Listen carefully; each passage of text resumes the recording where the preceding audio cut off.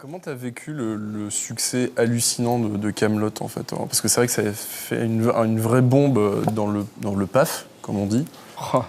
Bah, un peu noyé dans le boulot, parce Ouais. que pendant que le succès arrivait, je faisais les saisons d'après, donc Ouais. j'ai pas eu de moment d'oisiveté pour en profiter. T'as pas trop été justement médiatisé. La promo, ça chauffe pas trop. T'en as fait, mais... C'est très compliqué, parce que tu vois, par exemple, je sais qu'il y a des gens qui vivent pas super bien le succès de séries télé, notamment. Et il faut pas se le cacher, c'est quand même des gens qui sont devenus célèbres un peu à leur insu et qui sont dans des séries dont ils voudraient bien qu'on parle moins maintenant. C'est un truc, voilà. Tu parles d'Hélène et les garçons? Oh, mais je parle de mieux que ça, même. Non, mais voilà, c'est-à-dire que moi, quand les gens me disent j'aime bien Kaamelott ou qu'il y a des séances de dédicaces comme à la Fnac l'autre jour où j'y ai passé 10 heures, j'ai signé 10 heures, on a fini dans la baraque d'à côté à 1h du matin, c'est ouf comme truc, c'est flippant même un peu, je dois l'avouer, ça te noie, quoi. Mais les gens viennent parce qu'ils aiment un truc qui est hyper sincère de ta part. Quand c'est sincère de ta part et que tu as triché nulle part, tu vis bien le succès, il n'y a pas de problème. Comme tu vis bien le fait qu'on te dise non, j'aime pas. De toute façon, tu peux pas faire mieux, donc c'est ce que tu as fait.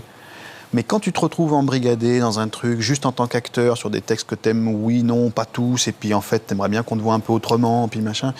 Mais moi, je me suis montré, et j'ai montré les copains acteurs comme je veux qu'on nous voit. Donc,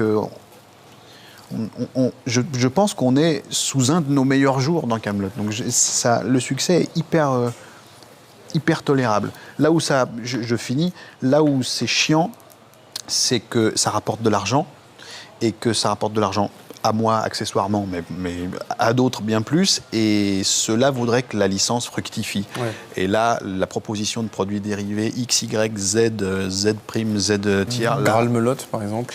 Et ça, c'est un exemple, mais Ouais. il y en a d'autres, et de ce genre-là, là, ça veut dire que tous les jours, tu te bats pour qu'on sorte pas de la merde.